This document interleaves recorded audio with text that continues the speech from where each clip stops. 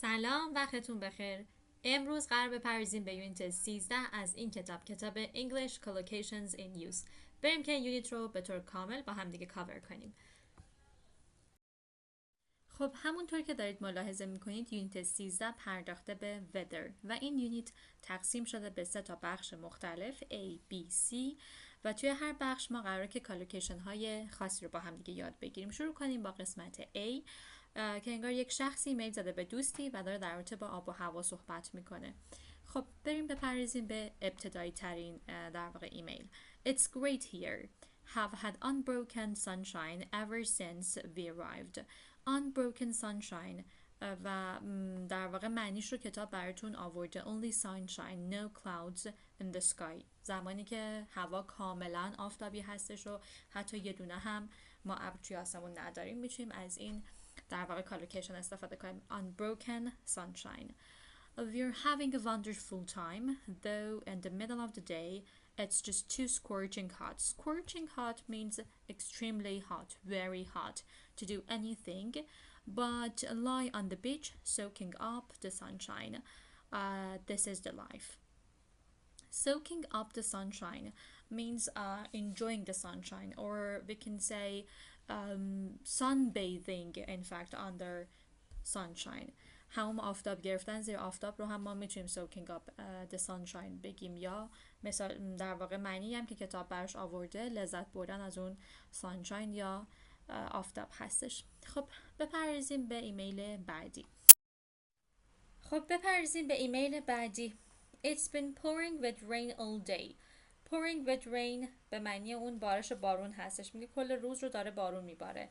In fact, I've never seen such torrential rain. Torrential rain means heavy rain. اون بارون خیلی شدید و سنگین رو میگن. It's freezing cold in the tent. Freezing cold یعنی سرمایه خیلی شدید. میگه داخل چادر خیلی سرد هستش. We all got soaked. Getting soaked در واقع به معنی خیس شدن هستش. میگه ما هممون کاملا خیس شدیم. Every half hour we look out of the tent hoping for a break in the clouds. و داره ادامه میده که خب هر نیم ساعت ما به بیرون از تنت نگاه میکنیم، به چادر نگاه میکنیم، امیدواریم که این بارش بارون یه وقفه‌ای داشته باشه. Hoping for a break in the clouds. In vain در واقع in vain یک فریز هستش به معنی بیهوده. زمانی که شما یک کاری رو انجام میدید و نتیجه‌ای نمیگیرید میتونید از این فریز استفاده بکنید. We're going to a hotel next year. ما سال بعد قطعاً میریم به یه هتل. و اما بپردازیم به ایمیل بعدی. It rained heavily all day yesterday, but it's dry at the moment. خب بازم داره اشاره میکنیم که کل دیروز رو بارش خیلی سنگینی بودش، ولی امروز کاملا بدون بارش بوده، یا امروز کاملا خشک بوده میتونیم بگیم اگه بخوایم تحت لفظی معنیش بکنیم، ولی منظورش اینه که امروز کلا بارشی نبوده. It's dry at the moment. There is thick cloud. Thick cloud به اون ابرهای بارونزا میگن، یا به اون ابرهای خیلی حجیم در واقع میگن. Though and it certainly looks like rain. Looks like rain means looks as if it is going to rain. یعنی به نظر میاد که قراره بارون بباره. Quite a strong wind is blowing too. I'm glad we brought warm clothes. Quite a strong wind is blowing. خب داره باز هم اشاره میکنه به اینکه تقریبا یک باد خیلی قوی یا یه باد خیلی شدیدی داره میوزه و منم خیلی خوشحالم که ما لباس گرم آوردیم با خودمون.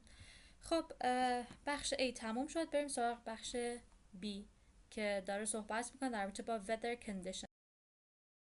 In next part B, we've got a table with several collocations related to weather conditions. Let's start reading them. The first one is weather deteriorates, means weather gets worse. And the opposite one is weather just improves.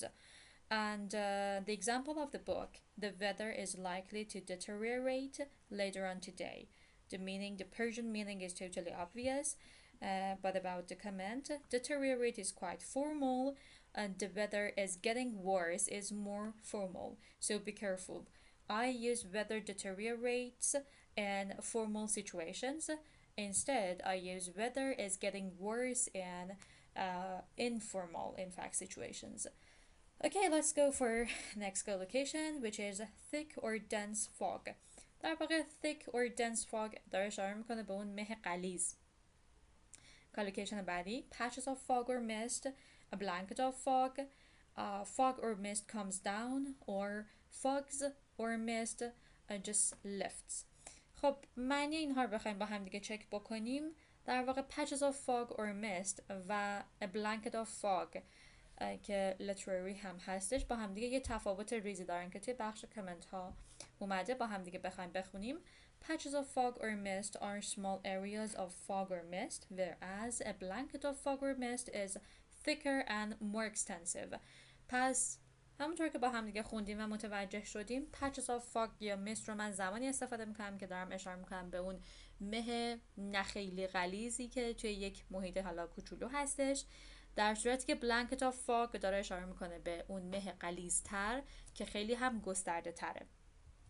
و اما کالوکیشن بعدی که داشتیم a fog or mist comes down که اشاره میکنه به اون نزدیک شدن بخار آب یا مه به سطح زمین. fog or mist lifts داره اشاره میکنه به اون بالا رفتن بخار آب یا مه از سطح زمین.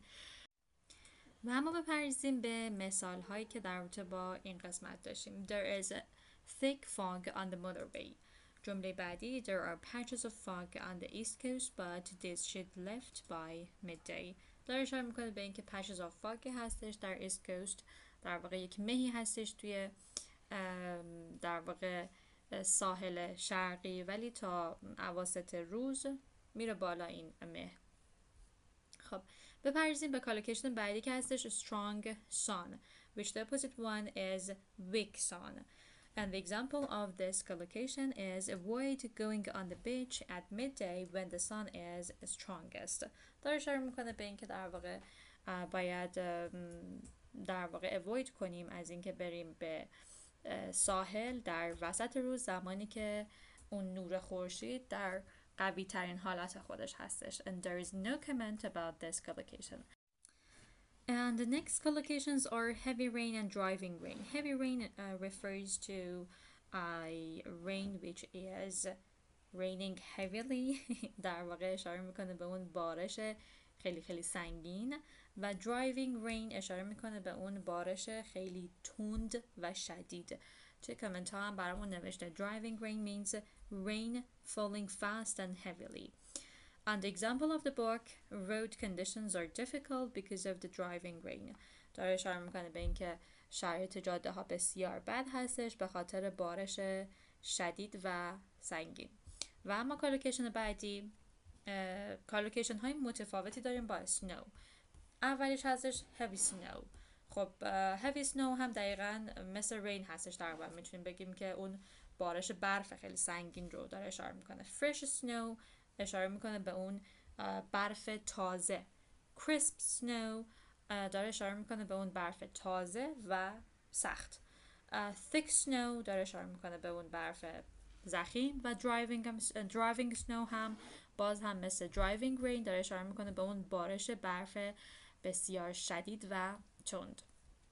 و اما مثال که کتاب برمون آورده The snow is lovely and crisp this morning داره اشاره میکنه به اینکه برف امروز صبح خیلی دوست داشتنی و crisp تازه و در واقع سنگین هستش. و توی قسمت کامنت ها هم داره صحبت میکنه در رابطه با معنی crisp snow which means snow that is fresh and hard. Next collocation is hard frost. Hard frost which the opposite one is in fact light frost داره اشاره میکنه به اون در واقع یخبندان شدید. frost به یخبندان میگن. hard frost هم خب یخبندان شدید. حالا اگر این یخبندان خیلی کمتر باشه، خیلی اوضاعش وخیم نباشه، میتونیم از light frost استفاده بکنیم. And the example of book is there will be a hard frost tonight. امشب قراره که یک یخبندان شدیدی باشه. و کالوکیشن بعدی، قسمت بعدی از این تیبل که در واقع قسمت آخر هستش، من کالوکیشن هایی رو دارم که با کلمه wind در واقع ساخته شدن. high wind, strong wind, light wind and biting wind. های wind اشاره میکنه به اون باد قوی و پرقدرت. strong wind هم تقریبا میشه گفت همینطور. strong wind بیشتر اون باد خشن رو میگن. light winds اشاره میکنه به اون باد تقریبا ملایم و آروم. و biting winds در واقع اشاره میکنه به اون بادهای گزنده و خیلی سرد. very cold in fact winds. Collocation بعدی the wind picks up, which the opposite one is wind dies down. When I say the wind picks up, it means that the wind just gets stronger.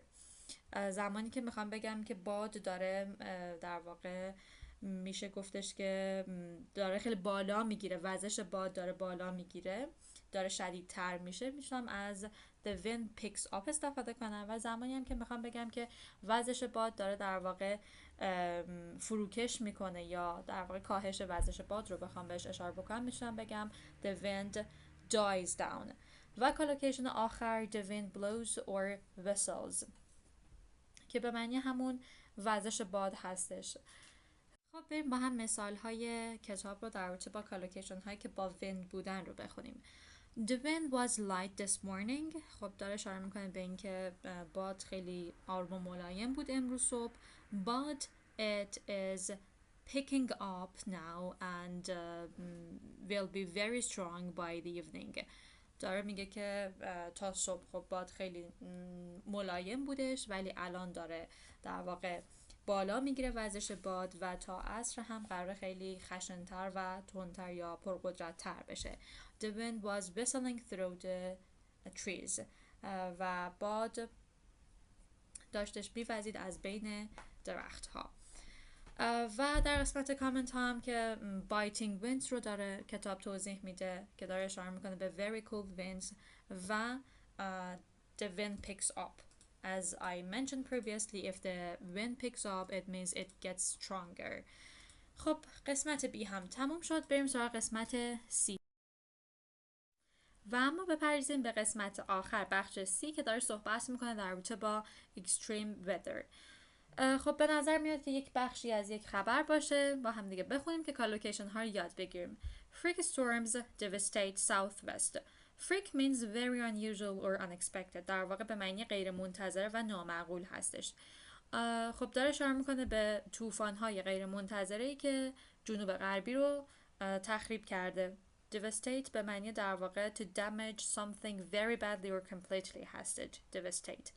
خب با هم دیگه خبر رو بخونیم. Yesterday, freak weather conditions hit the southwest of England. خب داره اشاره میکنه به اینکه دیروز یک شرایط آب و هوایی کاملا غیر منتظری در جنوب غربی انگلستان رو رخ داد و تاثیرات خیلی بدی گذاشت و تخریب در واقع کرد اون بخش رو. Gale force winds caused a lot of damage to property. Gale force wind is strong enough to be dangerous or cause damage. پس در واقع داره اشاره میکنه به اون بادهای خیلی سهمگین که ممکنه تخریب به بار بیارن یا خیلی خطرناک باشن. داره اشاره میکنه که باد شدید موجب خسارات زیادی به اموال شد. property داره اشاره میکنه به اموال. A number of buildings were destroyed. تعدادی از ساختمون ها ویرون شدن. Roofs were torn off.